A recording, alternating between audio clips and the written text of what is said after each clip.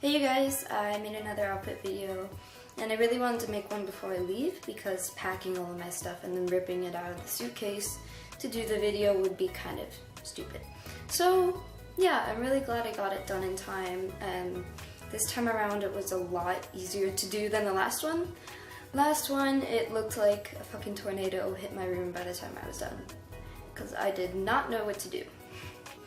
But this time around, I kind of knew exactly what I was going for, so super glad about that. And I will try to do some updating in Korea, but if not Korea, definitely Japan, because I will be there longer.